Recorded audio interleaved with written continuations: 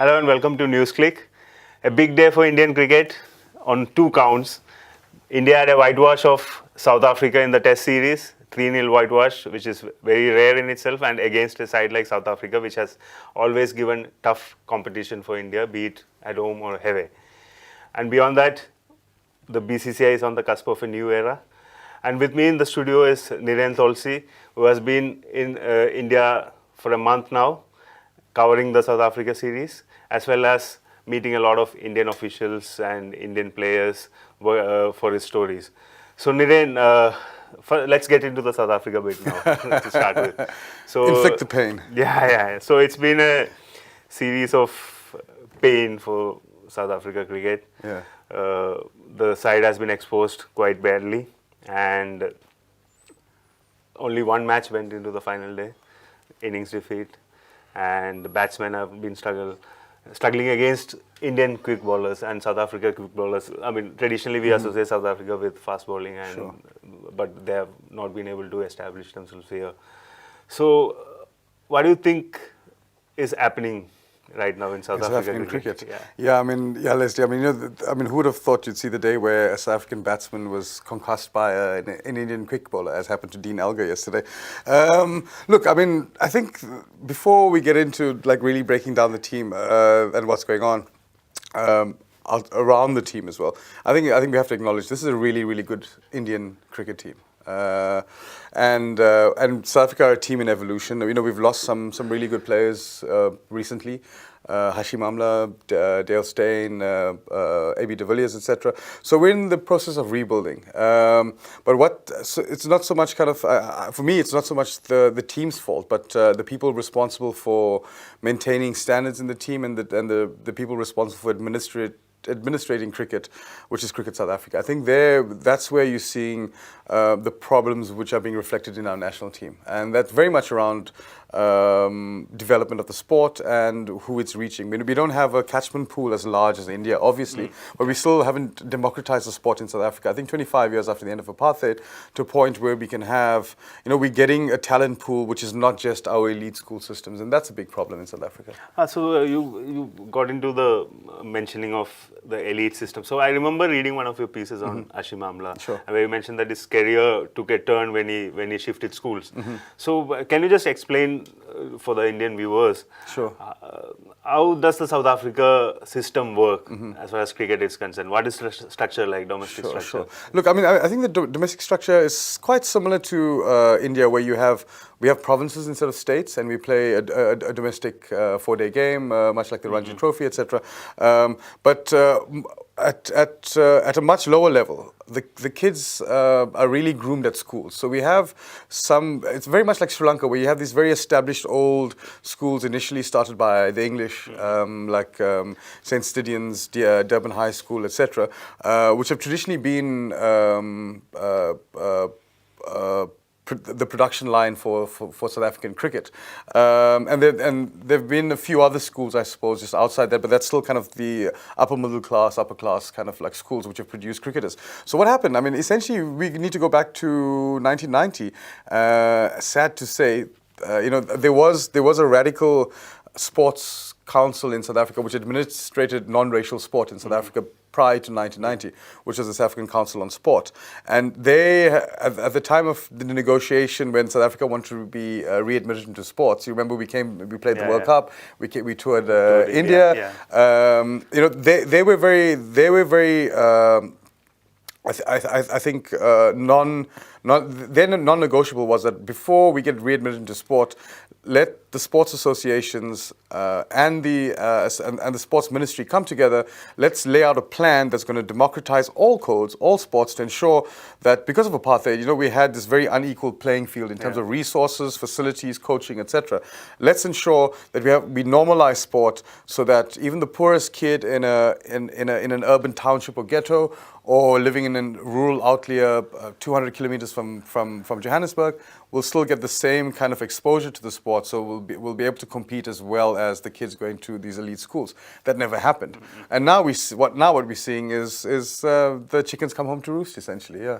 Yeah. So that is it across sport that such a phenomenon is happening, or cricket? Because cricket, we are very evidently during the World Cup, that was actually very unfortunate and sad to watch South Africa slump like that. Yeah. We always associate South Africa losing in the semi-finals.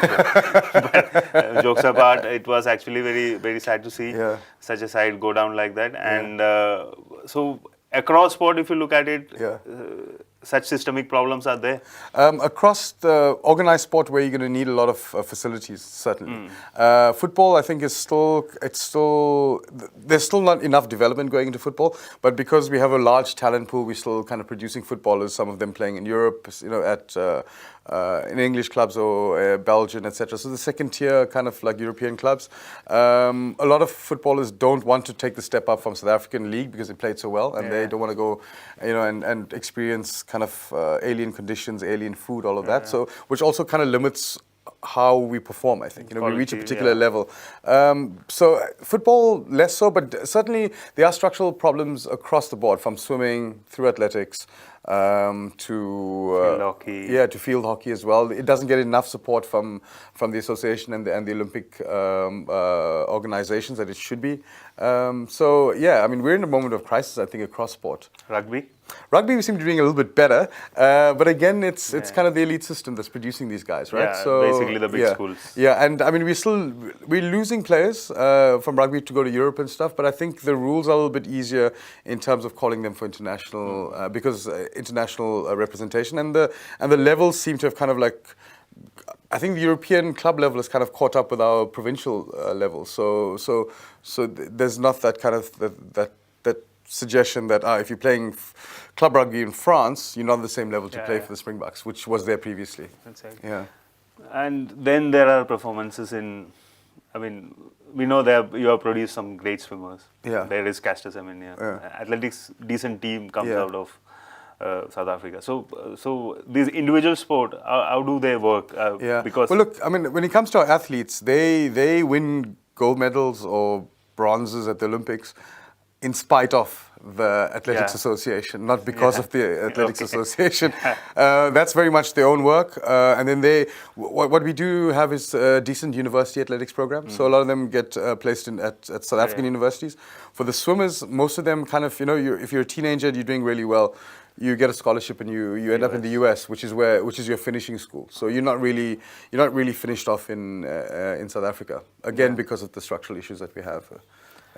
And so getting back to cricket. Cricket, why? So, why do we have to? Favorite sport. The country thrives on cricket. What can I do? So,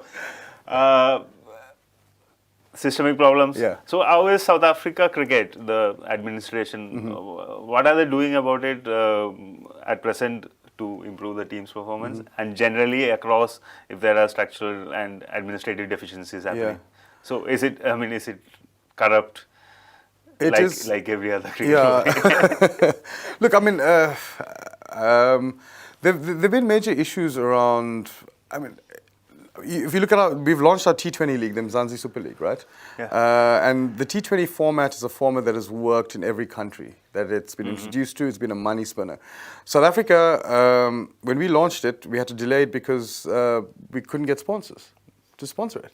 I mean, so there's a reputational issue that's happening with Cricket South Africa, and I think the people who are running the game have for a long time kind of like just assumed that this golden goose will continue to lay the eggs. This goose will continue, and that hasn't happened. And now you're seeing sponsorship being retracted. We after the Nicholson Commission of Inquiry into the IPL that was held in South Africa, he made strong recommendations around professionalizing how the game was being run. Well, instead, what we've seen is the power go back to these the equivalent of the Indian state associations would be our provincial associations, and where you've got these little kind of like, if you get a voting block of very small, inconsequential cricket associations, right? You can become president. You can run the country. You can run the country's cricket association, and then you've got to look out for these little parochial interests rather than thinking more broadly about the game, which is what's happening now. And it's reaching a point now where the Cricket South Africa posted multi-million rand losses in the last year. So now, on top of not making a very successful Mzansi Super League. They're thinking of diluting the talent pool that we have in our top tier by creating more provinces and more franchises, and then more teams to compete. So what we're going to have is kind of an even more diluted kind of top domestic tier before your international level. So it doesn't bode very well for South African cricket. So I've just going back to what you said. So I heard you talk about how the political game works in cricket South Africa. And it's interesting that it's almost similar in to India. the BCCI. Well, I mean, this is what I thought when I saw kind of Ganguly go from a rank outside on Friday last week to kind of like the hot insider by Sunday. It's like, so there's obviously some machinations behind the scenes where I suppose the cricket bosses kind of power dynamics. There was, I think, a compromise formula. And obviously lobbying might have been there also. So, and this is also again like you mentioned the reforms that was attempted in South Africa, Cricket South Africa, a few years back. This is implementation of a reform, Lodha reforms that is supposed to happen in India. But then you have been here when the election processes happened, so you can see how the power plays worked. Sure. But the stark difference being is that India is rich. India continues making profit. And talking about money. There is a worry that now with Saurav Ganguly as the BCCI president, there might be some stance which would harm other cricketing nations in some way as far as money sharing is concerned, revenue sharing is concerned with regards to ICC. Have you had any kind of a inkling or a discussion from back home? No, I haven't really back home, but I mean, I saw his comments on Monday, I think it was, where he was saying, look, we need to go back and as the BCCI and be stronger about the money that we're going to that we're going to demand because of our powerhouse in global cricket at the moment, which is very concerning for smaller unions like us. Firstly, because obviously we're going to have less money, whether to misappropriate or not to like spend on whatever, but there'll be even less money coming to development of the sport in the country, right? Secondly, what it also means is that we're going to see, because we've seen that already. I think when the BCCI, the Australian Cricket Board, and England formed that little block of their own, we saw, and this was the time when South Africa was the #1 test ranked team in the world. We stopped playing test cricket. There was a period where England were just playing all the time, India were playing all the time, Australia were playing all the time, but we weren't. And where previously we'd have 5 test series against England, we may have a 4 or 5 test series against India, etc. Now we're playing maximum 3 test series. So on top of kind of this, this evolutionary period that we're going through, what we're going to have is less test cricket for a team that needs more test cricket, if anything else, So it's a worry as a smaller international union, I think, when Ganguly says we want a bigger slice of the pie. Again, so it will be interesting how this power game plays out, because at the ICC level, there is a move to actually disband this big three idea of cricket and revenue sharing, and also hogging all the matches that are available. So, but at the board level, already games are being played to push towards it. So, Cricket South Africa, if at all an occasion comes, which stance would they take, because they can't obviously antagonize the big three? Well, see, this again, it comes back to a poor administration, because if you'll remember, I can't remember how long ago it was maybe 8 years ago or so.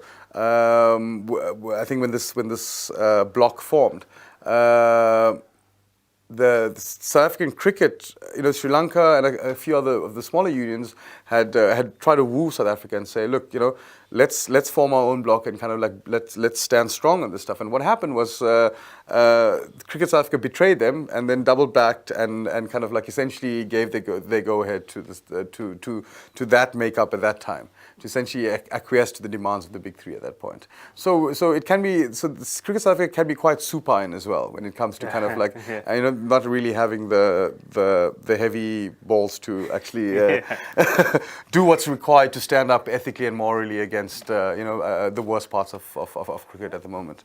And that stance actually translates to issues with retaining talent, because another issue that South Africa cricket has been facing is losing of good players, callback rule, and they go abroad and play.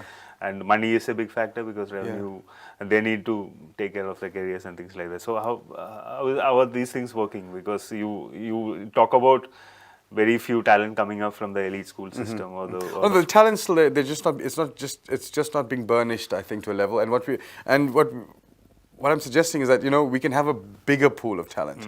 We can have a bigger pool of talent that indigenizes the game a little bit more, because what we're producing from the elite schools are a very kind of narrow conception of like how to play cricket.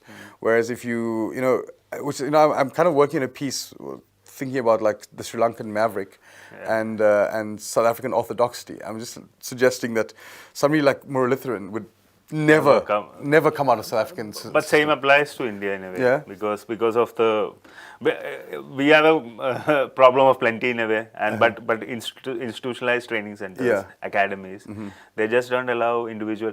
But yeah, we have started experiencing the benefits of allowing a cricketer to bloom, maverick players to come out. Bumrah being the classic, he was not beautiful, there. man. He's beautiful. How lucky do you feel that he was not playing? I would have loved to watch him like take out our tail. Then we would have gone off for even less, probably, right? But he's a great cricketer, and I'd love to watch him play. Yeah, I mean, he really impressed when he made his debut in South Africa, I think. Yeah. And so before we wind up, any last words on how South Africa cricket, I mean, should look outside? Yeah. It's a very debilitating loss. Yeah, I know, it completely is. And I think, one shouldn't get too concerned because it is a moment of rebuilding. But I think the other issue, and I think South Africans do that a lot, and I hope it's not a message that's kind of come to India as well. Especially the white unreconstructed parts of South Africa are very quick to blame transformation as the problem why we are doing poorly at the moment, or if ever we do poorly. And it's usually the black players who are picked on more than any others. This is the best squad that we could have brought. Perhaps we could have done something, I think, in terms of maybe not retaining some players for as long as we have, especially like the number 3, number 4 positions. Perhaps we should have blooded some other players earlier, because the flip side of saying, okay, we've lost a whole lot of great players, is that Dale Steyn hasn't been playing a lot of Test cricket over the past 2 years. AB de Villiers only came back because his bat sponsor insisted he come back and play against India. So he hasn't been around as well. So there's been a period of three years where if we're smart about continuity, then Cricket South Africa should have sat down with the coaching team and said, let's plan. And they didn't do that. And that's what we're seeing now. But your original question was? So what I was going to say is that, people are quick to blame transformation as an issue. And that's been pointed out by former cricketers as well. Yeah, which is, I think that's a spurious argument. We have the best team. We have the best squad that we could muster here. Maybe we could have brought in a Yanaman Malan or something like that and given Aiden Markram a rest, because he's been looking quite tired before he punched something and broke his hand. And it's not transformation that's impacting on the quality of the South African team. It's the fact that the game has been so poorly administered for so long, and that we haven't done proper development for so long. You guys have economy of scale, so you've got a lot of money coming in, you've got a lot of players interested in playing it. We need to cultivate that, and what we do have in South Africa is an emerging middle class which has really taken to cricket, and Test cricket especially. They watch it, they come to the grounds, especially in Johannesburg. They really encourage their kids to play the game. The thing is, Cricket South Africa hasn't gone out and kind of embraced them and brought them into the cricketing fold. It still remained very narrow and parochial in how it approaches the sport on an administrative level, on a sporting development level, on a marketing level, on how it appeals to people outside of this narrow fan base that it's always had. So it's now that the discussion is wound up, it's actually intriguing to see that beyond the rhetoric that it's a developmental stage, it's a transitional phase, other stars have retired, and so we need youngsters and they need time and all that. There is a systemic problem that is happening in South Africa, and it was great to have you here to point that out, so that we also understand that being complacent, even if you are a rich board, doesn't help. With a billion players. With a billion players doesn't help if you don't plan well. And South Africa is a classic example for that. Thanks, Niren, for your time, and hope you enjoy the rest of your stay in India and work on your story, the larger picture that you're on cricket that you're working on. Thanks very much. Thanks.